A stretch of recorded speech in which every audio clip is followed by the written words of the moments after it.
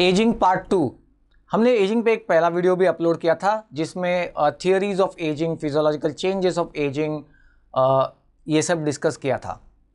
और अब हम देखेंगे क्या पार्ट 2 में हम देखने वाले हैं कि क्या एजिंग के प्रोसेस को किसी तरीके से रिटार्ड किया जा सकता है, हॉल्ट किया जा सकता है, क्या तरीके हो सकते हैं।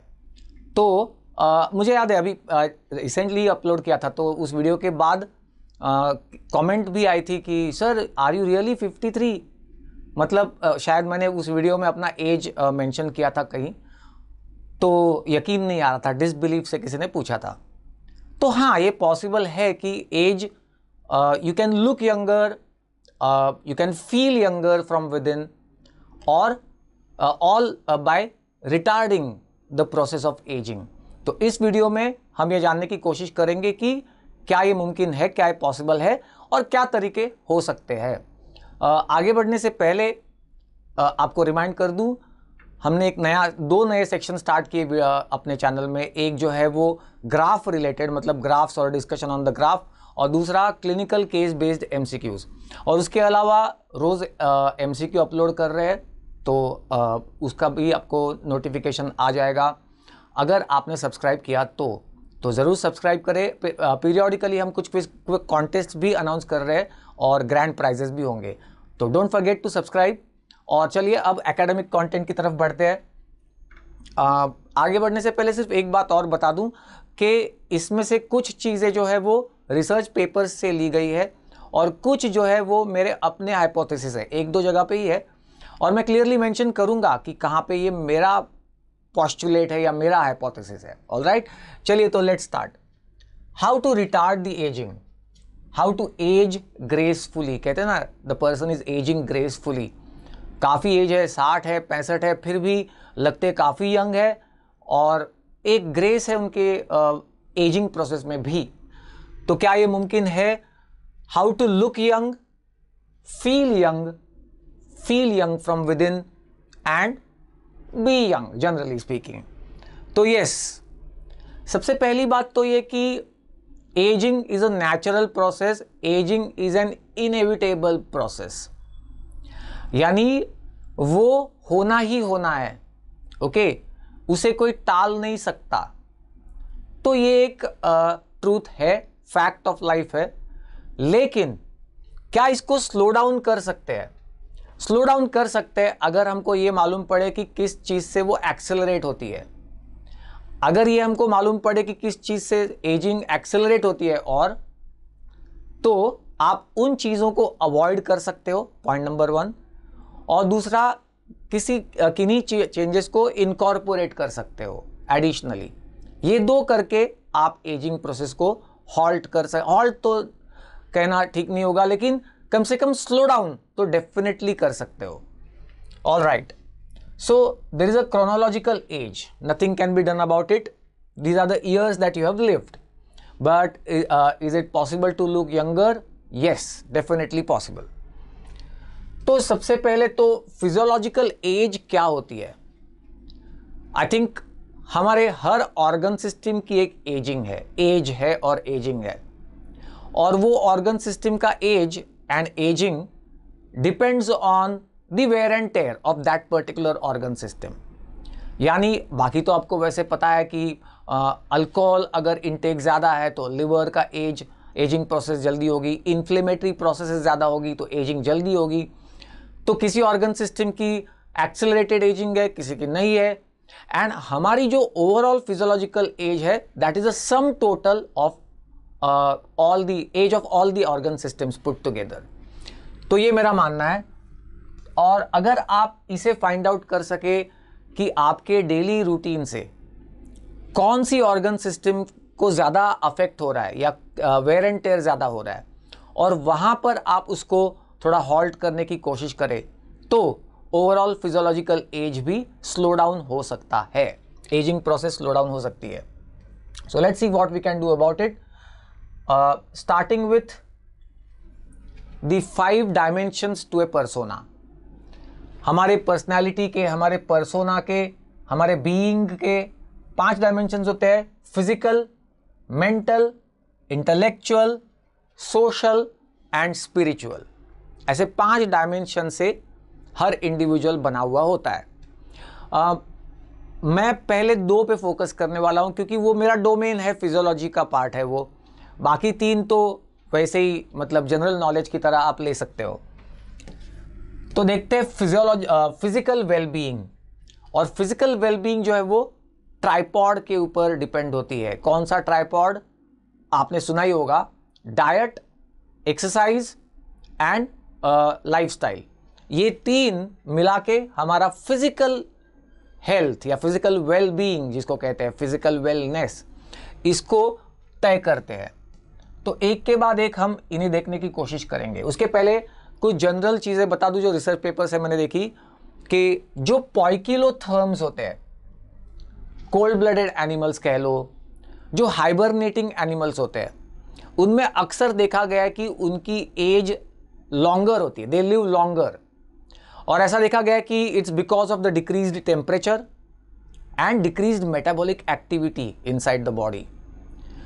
तो ये एक चीज़ याद रखना होगा आपको कि मेटाबॉलिज्म, मेटाबॉलिक रेट किसी तरह कम किया जा सके, और exposure to cold from environmental point of view and from the point of view of internal heat production. Metabolism बढ़ेगा तो हीट प्रोडक्शन होगी, तो उसे स्लो डाउन करने से एजिंग जो है वो रिटार्ड हो सकती है, ऐसा रिसर्च पेपर्स कहते हैं।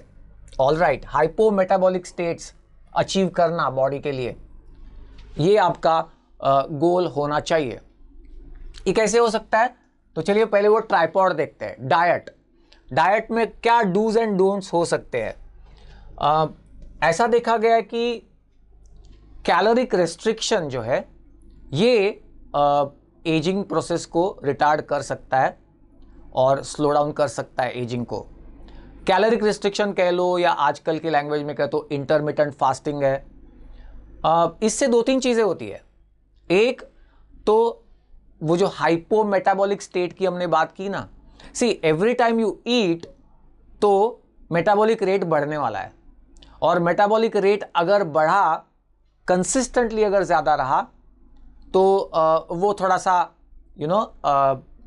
मतलब एजिंग को और एक्सेलरेट करेगा। और दूसरी मोर इम्पॉर्टेंट बात वो है कि फ्री रेडिकल्स। देखो, आप जब भी खाना खाओगे, जितनी बार ज़्यादा खाना खाओगे, उतना ही आप माइटोकॉन्ड्रिया पे स्ट्रेस डाल रहे हो।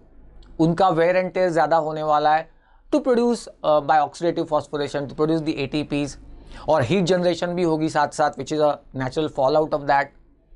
तो इसलिए कैलोरिक रिस्ट्रिक्शन करो। हाँ, लेकिन कैसे करो? आपको पहले आपकी डेली कैलोरिक रिक्वायरमेंट वो देखनी होगी। दूसरा, उतनी कंप्लीट कैलोरीज मत लेना, उससे थोड़ा कम। अगर आपको 2200-2300 कैलोरीज पर डे लग रही है 24 आवर्स में, तो उससे 200 कैलोरीज कम लेना है ओवर 24 आवर्स। और बहुत 2-2 घंटे में खाना ये अवॉइड करो। ओके, थोड़ा सा कैलोरिक रिस्ट्रिक्शन की तरफ और इंटरमिटेंट फास्टिंग की तरफ आपका झुकाव होना चाहिए। ओके, हाँ, लेकिन एक बात और है इसमें। इसमें कैसे वो वर्क करता है वो भी कई पेपर्स में बताया गया, जैसे कि it delays the immunologic ageing, it decreases the generation of free radicals, जो कि ऑलरेडी पता है हमको कि वो एजिंग करते हैं। Reduced losses of mitochondria, protein synthesis की कैपेसिटी वो रिटेन करता है, ऐसा देखा गया है। ओल्ड एज में देखिए क्या होता है कि प्रोटीन सिंथेसिस की कैपेसिटी कम होती है और इसलिए हीलिंग भी कम होता है, या हीलिंग की कैपेसिटी कम होती है, तो वो रिटेन करना इज पॉसिबल बाय दिस। तो इस तरीके से आप रिटार्ड कर सकते हो by making small changes. So age associated biochemical, physiological, behavioural changes by caloric restriction model. तो ये एक इम्पॉर्टेंट पार्ट है। ये कैसे वर्क करता है? एक तो ग्लूकोज कम रहेगा थोड़ा बॉडी में, ब्लड में, और उसकी वजह से इंसुलिन का सिक्रीशन भी कम रहेगा। देखिए, अक्सर देखा गया था डायबिटीज़ में हाइपर इंसुलिनेमिक स्टेट्स है, बिकॉज इंसुलिन का रेजिस्टेंस है। तो आपको ग्लूकोज भी थोड़ा कम रखना है, इंसुलिन भी थोड़ा कम रखना है। ओके, और वो होगा बाय कैलोरिक रिस्ट्रिक्शन। और तीसरा, बॉडी टेम्परेचर भी थोड़ा लो रखना है। All right. अच्छा, मैं कह रहा हूँ बॉडी टेम्परेचर कम रखना है, इसका मतलब क्या? हीट जनरेशन कम करनी है। ओके, प्रॉपरली अंडरस्टैंड करने की कोशिश करें। ये नहीं कि भाई आपको एसी में ही बैठना है और बॉडी टेम्परेचर को ज़बरदस्ती कम करना है, ये कोई नहीं कह रहा, बस हीट जनरेशन को थोड़ा रेस्ट्रिक्ट करना है।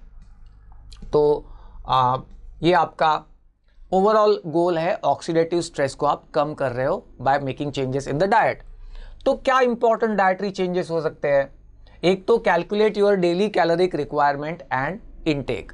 आप इसमें न्यूट्रिशनिस्ट की मदद ले सकते हो और आपके BMI के हिसाब से, BMI आपको पता है weight upon height square, height is in metres, तो BMI देखो और उसको एक उसका गोल रखो 20, हेल्दी रेंज में होना चाहिए BMI, बॉडी मास इंडेक्स, तो 20, 21, 22, 23 जो भी है आपका, मतलब वेट और हाइट के हिसाब से।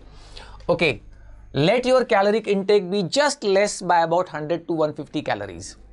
वो कैलकुलेट करने के बाद आप अपना इनटेक देखो क्या है, और जितना चाहिए उससे 100 to 150 कैलोरीज कम, ये आपका टारगेट रखना है आपको। ऑलराइट, मतलब गोल क्या है कि फैट मोबिलाइज हो, मतलब ये ऊपर की कैलोरीज जो आपको रिक्वायर्ड है लेकिन आप ले नहीं रहे हो, तो आपके जो फैट्स डिपोज है उनमें से ये कैलोरीज मोबिलाइज हो, तो फैट कम रहे लेकिन प्रोटीन ब्रेकडाउन ना हो for the sake of energy. ये आपका गोल होना चाहिए। और कैलकुलेट करते रहो आपका वेट और आपका BMI और आपका फैट कंटेंट। आजकल फैट कंटेंट मेजरमेंट के लिए वो मशीन्स आती है, अगर है तो बहुत अच्छी बात है, नहीं तो फिर भी BMI कैलकुलेट तो कर ही सकते हो। कोलेस्ट्रॉल थोड़ा कम लेना, क्योंकि कोलेस्ट्रॉल जो है वो fluidity buffer for our cell membranes है। ऑलराइट, उसके बाद एक कंट्रोवर्शियल स्टेटमेंट में मतलब देखा है और यहाँ लिखा हुआ है, drink a glass of water before each meal. मैं जानता हूँ इसके लिए काफ़ी सारे लोग कहेंगे कि नहीं नहीं ये गलत है, गलत बता रहे हैं। ये मैं सिर्फ और सिर्फ उस कॉन्टेक्स्ट में बता रहा हूँ जहाँ पे आपको कैलोरिक रिस्ट्रिक्शन करना है। हमारे डाइजेस्टिव जूसेस जो है वो वाटर सोल्यूबल है, तो आप अगर पानी पीते हो खाना खाने के पहले जस्ट थोड़ा सा, तो ये डाइजेस्टिव जूसेस जो एक्यूमुलेटेड है ना डाइजेस्टिव ट्रैक्ट में, वो थोड़े डाइल्यूट होके आगे चले जाएंगे, तो सारी कैलोरी जो आप खा रहे हो वो आपके मतलब जाके स्टोर नहीं होगी। इतने लिमिटेड कॉन्टेक्स्ट में ही मैं ये बात कह रहा हूँ। ओके, वार्म वाटर या नींबू पानी वो भी चलेगा। हाँ, एक बात है जो आप बिल्कुल कर ही सकते हो, वो ये कि don't eat till you reach that sense of fullness. ये बहुत इंपॉर्टेंट पार्ट है। हम खाते हैं खाना ताकि हमको वो एक सैटिस्फैक्टी रीच करे, तब हम खाना बंद कर देते हैं। ऑलराइट, वो एक, और कभी कभी तो ऐसा होता है कि हम कहते हैं पेट तो भरा है लेकिन मन नहीं भरा है, अभी और खाने का मन कर रहा है, या कभी कभी सैटिस्फैक्टी होने के बाद भी हम खाते रहते हैं, तो वो अवॉइड करें। सैटिस्फैक्टी अगर आपके इतना राइस खाने के बाद या इतनी नंबर ऑफ चपातीस खाने के बाद अगर सैटिस्फैक्टी आ रही है, उससे आधी चपाती, एक चपाती कम खाओ। Don't reach that level of satisfactory. ये करके आपका मेटाबॉलिक स्टेटस जो है वो थोड़ा सा शिफ्ट होगा towards the health, towards the healthy wellbeing. तो ये एक है। कंडेंस प्रोटीन खाना ज़रूरी है, फाइबर खाओ, ये सब तो आपको पता ही है। दो चीज़ें जो मैंने भी ऑब्जर्वेशन से देखी है, और दूसरा ये कि ये रिसर्च पेपर्स में है। एक तो ऐसे डाइटरी कुछ कंटेंट्स होते हैं जो गट रिलेटेड पेप्टाइड्स रिलीज करते हैं which are similar to endorphins. सारे रिसर्च पेपर्स ये कहते हैं कि endorphins have been shown to have age retardation effect. तो क्या ऐसी कोई खाने में चीज़ें हैं जो एंडोर्फिन्स को रिलीज करती है? तो इसमें देखा गया है कि स्पाइसेस, कॉन्डिमेंट्स और ऐसे सारे जो होते हैं हमारे खाने में, उससे एंडोर्फिन्स रिलीज होती है फ्रॉम द गट म्यूकोसा, और वो POMC नाम का जो एक है ना पॉलीपेप्टाइड, वो भी रिलीज होता है, वो एंडोर्फिन को बनाता है। तो ये आप खाना खा सकते हो, तीखी चीज़ें, लेकिन ज़्यादा तीखे मत खाना, नहीं तो पेप्टिक अल्सर का खतरा है। लेकिन हाँ, इंटरमिटेंटली आप spices once in a while खा सकते हो, एंडोर्फिन्स रिलीज होती है। बाकी तो लोग कहते हैं चॉकलेट खाने से बढ़ती है etcetera. I leave it to you for the sake of blood glucose levels, लेकिन इनसे ज़रूर बढ़ती है। चाइनीज़ फूड से देखा गया है उसमें जो अजीनोमोटो है, ग्लूटामेट है, मोनोसोडियम ग्लूटामेट, इनसे वो न्यूरोट्रांसमीटर्स और एंडोर्फिन्स बढ़ते हुए दिखाई गए हैं। तो ये आप खा सकते हो। उसके अलावा डाइट में एक दो चीज़ें जो मतलब मुझे लगती है इम्पॉर्टेंट चेंजेस हो सकते हैं। एक तो एजिंग की थियोरी में हमने फर्स्ट वीडियो में देखा कि वो ग्लाइकेशन एंड प्रोडक्ट्स बनाते हैं, मतलब रिएक्टिव ऑक्सीजन स्पीसीज का तो आपको सबको पता ही है कि they are the main cause of damage to the at the cellular level, free radicals, और इसलिए एंटीऑक्सीडेंट्स खाना चाहिए। तो वो न्यूट्रिएंट्स या सप्लीमेंट्स जो एंटीऑक्सीडेंट्स प्रोवाइड कर रहे हैं वो आप ज़रूर खाओ। और उसके अलावा कुछ ऐसी चीज़ें हैं जो ग्लाइकेशन को प्रिवेंट करती है। तो ये मेरा पोस्टुलेट कह लो या हाइपोथेसिस कह लो, और इसमें मैं क्रैनबेरी को सबसे हाई लेवल पे रखता हूँ, हाईएस्ट लेवल पे।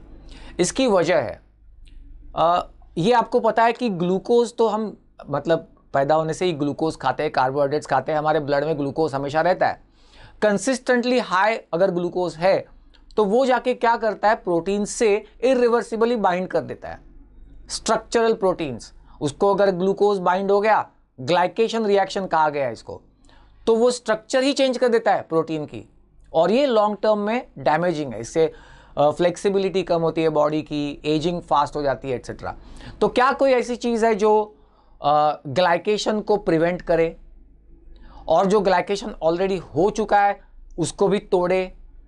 तो क्रैनबेरी एक ऐसी चीज़ देखी गई है जो ग्लाइकेशन को रोकती है। उसमें फाइटोकेमिकल्स देखे गए ऐसे, ये फाइटोकेमिकल्स है वो ग्लाइकेशन को ना ही रोकते हैं बल्कि रिवर्स भी करते हुए दिखाई दिए हैं in the research, and therefore I place cranberry at a very high level.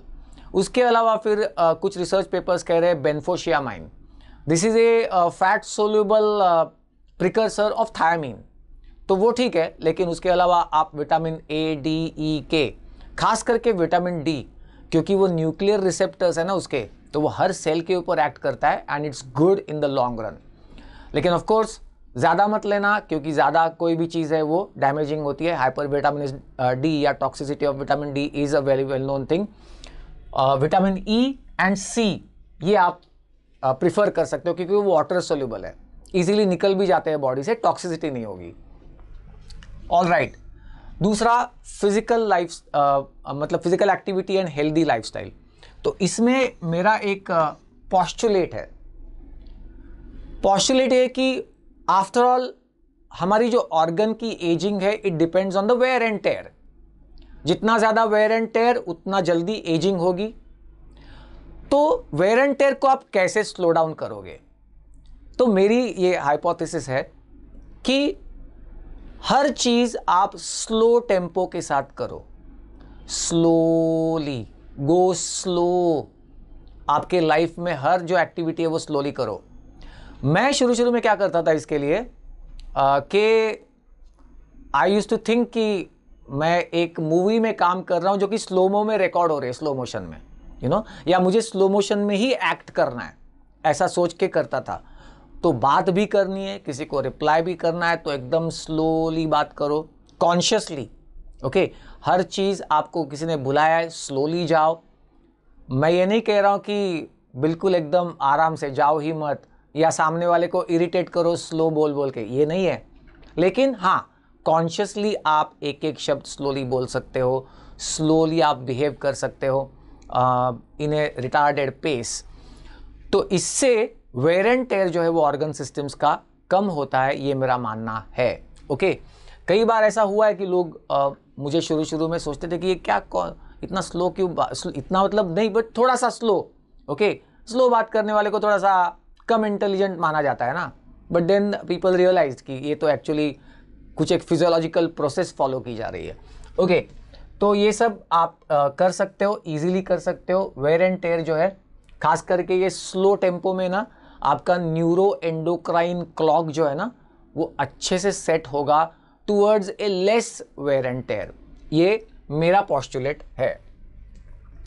What should be the ideal time to get up? ये इंपॉर्टेंट पार्ट ऑफ लाइफ है कि आप जब when you get up in the morning, और आपको पता है कि 6 से 8 के बीच में हमारा एक स्पाइक आता है स्टीरॉइड्स का इन द बॉडी। आपने अक्सर देखा होगा कि बहुत सारे लोग सुबह उठने पर चिड़चिड़ करते हैं और उसका एक रीज़न है ये स्टीरॉइड्स का स्पाइक, ग्लूकोकॉर्टिकॉइड्स का। तो ऐसा देखा गया है कि अगर if you get up in the morning before the sunrise, यानी डार्क है उस वक्त अगर आपकी आंखें खुलती है, तो वो स्टीरॉइड्स का स्पाइक जो है ना वो थोड़ा सा ब्लंट हो जाता है।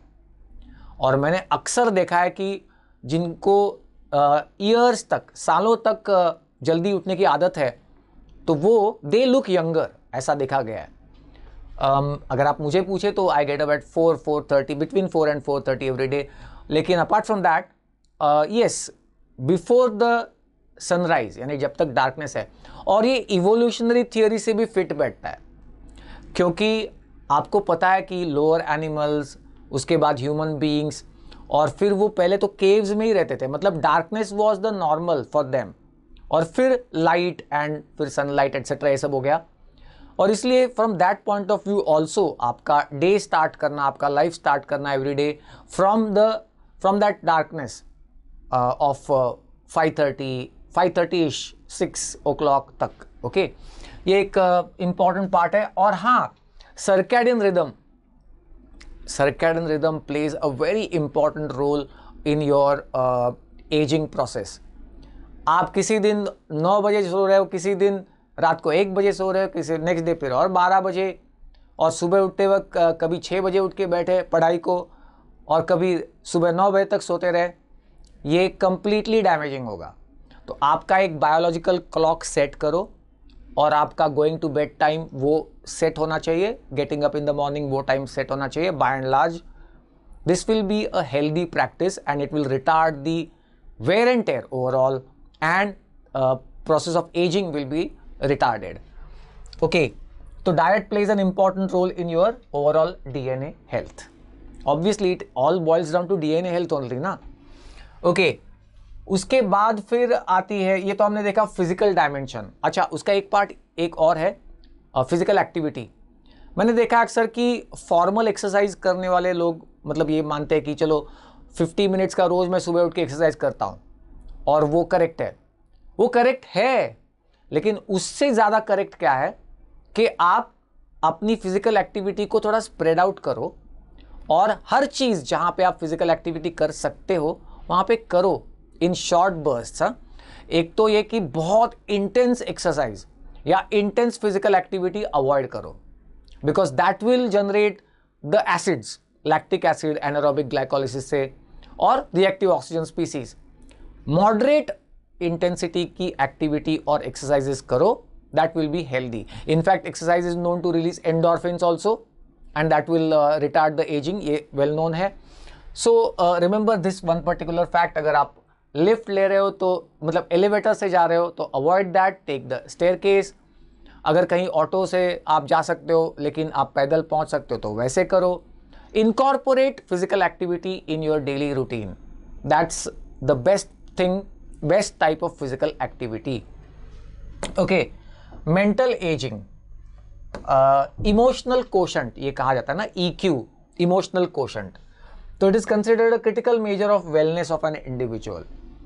और यहाँ पे अगेन मैं अपनी पॉस्टुलेट बताने जा रहा हूँ, और वो पॉस्टुलेट ये है, no negative emotions whatsoever, avoid all the negative emotions. Jealousy, ईर्ष्या, जलन, डिसलाइक, हैट्रेड, एनवी, इन सबको दूर रखो। जहाँ तक मेरी बात है, आप मतलब मेरे स्टूडेंट्स वाउच करेंगे, इतने सालों से मैं DY पाटिल में टीच कर रहा हूँ, तो कभी किसी ने देखा नहीं कि मैं किसी निगेटिव इमोशन में हूँ, लाइक अ हैट्रेड, डिसलाइक और एंगर, इवन स्टूडेंट्स के ऊपर या किसी के ऊपर भी। तो ये निगेटिव इमोशंस है, वो जल्दी आपको एजेड कर देंगे। ओके, स्ट्रेस लाएंगे, वो unnecessary stress, and reactive oxygen species release होंगी, तो वो सब अवॉइड करो। देखिए, ये आप कहोगे कि ये कहना आसान है, करना बहुत मुश्किल है। हाँ बिल्कुल, लेकिन इसके तरीके हैं ना। रोज सुबह उठ के खुद को बोलो कि I am a nobody, I have to achieve a lot in life, उसके ऊपर मुझे फोकस करना है। तो फिर ये सारी निगेटिव इमोशंस नहीं आती, क्योंकि ये कब आएगी, जब आपका ईगो बहुत ज़्यादा है और आपका सेल्फ अवेयरनेस बहुत ज़्यादा है, अननेसेसरी है। मतलब कि मैं आया हूँ ना, मैं हूँ ना यहाँ पे, मुझे ऐसा बोला, ये जो सेल्फ अवेयरनेस है ना, मेरा इंसल्ट किया, आई मीन ये थोड़ा सा कम कर दो, ओके क्योंकि इससे आता है वो ईगो, इससे आती है नेगेटिव इमोशंस, ओके। तो ये अपनी पर्सनल करियर ग्रोथ के लिए भी अच्छा है एक तरीके से, और ओवरऑल हेल्थ के लिए भी। तो आपका न्यूरो एंडोक्राइन एक्सिस भी इससे नॉर्मलाइज रहेगा। Keep the negative emotions aside, और आप डिसाइड करो आज से कि आपके आने पर लोगों ने कहना चाहिए दिस गाय और this person brings lot of positive energy, positive vibes देता है ये पर्सन। तो इससे वो एजिंग जो है वो स्लो डाउन होगी। Mind is controlled by the limbic system, तो आपका ये लिम्बिक सिस्टम इस तरीके से आप प्रोग्राम कर सकते हो। ऑलराइट, तो ये सब इसी से रिलेटेड थियोरीज थी। अब इसके बाद जो है वो आप जनरल नॉलेज की तरह ले सकते हो, क्योंकि उसमें फिजियोलॉजी इतनी नहीं है, और मेरा डोमेन फिजियोलॉजी से जुड़ा हुआ है। एनीवेज, हमने देखा फिजिकल एज, मेंटल एज या इमोशनल कोशंट वाला एज। उसके बाद intellectual dimension to the age. Yes, remember there is loss of neurons with the process of ageing. Ageing का एक इनएविटेबल ये है लॉस ऑफ न्यूरॉन्स। तो क्या ऐसा कुछ हो सकता है जिससे आप न्यूरॉन्स को प्रिजर्व कर सकते हैं और उस जरिए से आप इंटेलेक्चुअल हेल्थ को प्रिजर्व कर सकते हो? आप अपने इंटेलेक्ट को फीड करो on a daily basis, okay. It is my observation that the people of high intellect they age slowly and gracefully. High intellect वाले जो इंडिविजुअल्स होते हैं, तो मैंने अक्सर देखा है कि एक तो वो थोड़ा वेट में भी कम रहते हैं, और दूसरा वो एजिंग भी उनकी बहुत ग्रेसफुली होती है, ये अक्सर देखा गया है। तो कैसे करोगे? Let there be a steady inflow of intellectual information, okay. Read करो, बुक्स रीड करो, न्यूज़पेपर रीड करो, and feed your intellect on a daily basis. Target करके कि इंटेलेक्ट को फीड करना है, इससे आपका वो इंटेलेक्चुअल डायमेंशन जो है वो हेल्दी रहेगा, और इससे एजिंग रिटार्ड होती है, ऐसा देखा गया है। कनेक्ट करो अपने, मतलब connect with the people who are of the same intellect as you, okay. अब इसमें हमें ये भी फिर से कंट्रोवर्शियल हो सकता था अगर आप सोचो कि I am asking you to rate the people on their intellect. नहीं, मैं बिल्कुल ये नहीं कह रहा, लेकिन जनरली आपका जो कनेक्ट बनता है वो इस बेसिस पे ही बनता है कि जो आप कह रहे हो वो सामने वाला समझ रहा है, वो कह रहा है वो आप समझ रहे हो आसानी से। इससे वो कनेक्ट बनाओ और इंटेलेक्ट को फीड करो, okay. This is an important dimension of ageing. Take it as a therapy for ageing. Then finally social dimension and spiritual dimension. Social dimension का तो क्या ही कह सकते हैं। अभी आज हम इस स्टेज पे पहुंच गए हैं कि जहाँ पे दो लोग साइड में बैठे हैं आपस में, लेकिन वो आपस में एक दूसरे से बात करने की जगह पे दोनों फ़ोन पे लगे हुए हैं, और पता चला कि एक्चुअली वो एक दूसरे से ही बात कर रहे हैं बट वाया फ़ोन। ये सिचुएशन आ गई है ऑलरेडी। तो आपकी सोशल डायमेंशन के लिए आप अच्छे इंटरेक्शंस रखो in the society, and that will keep your social dimension alive. तो ये एक हेल्दी लाइफस्टाइल का एक डायमेंशन रहा। और उसके अलावा spiritual dimension, it increases the inner strength, makes the person stronger and has less stress. ये तो फिजियोलॉजी के परव्यू के बाहर है, तो कभी और इनके ऊपर वीडियोस भी बनाऊंगा। खैर, तो ओवरऑल हाँ, वाटर का एक जो है कि कितना वाटर इनटेक हो, इसके बारे में कुछ है। तो yes, generally 8 to 10 glasses per day is a good amount of fluid intake. After all हमारी सारी प्रोसेसेस जो है वो वाटर बेस्ड होने वाली है इन द बॉडी, और क्लियर ऑफ अगर कुछ करना है वेस्ट प्रोडक्ट, उसके लिए भी वाटर का एक अच्छा अमाउंट चाहिए। तो जनरली मेजर करके आप 8 to 10 glasses of water per day will be a good targeted amount of fluid intake. और ये सारी चीज़ें आप देखोगे और करोगे तो in summary it is possible to decelerate the ageing process. Acceleration को स्टॉप करो और डिसिलरेट कर दो एजिंग प्रोसेस को। तो ये चॉइसेस आपको कॉन्शियसली करने होंगे and that will slow down the process of ageing. Of course ये कोई आज कल में एक दिन में दिखने वाली चीज़ नहीं है, धीरे धीरे ही आपको इसका एहसास होता है, लेकिन इन अ लॉन्ग रन आपको इसके बेनिफिट्स मिलेंगे, इसकी तो गारंटी है।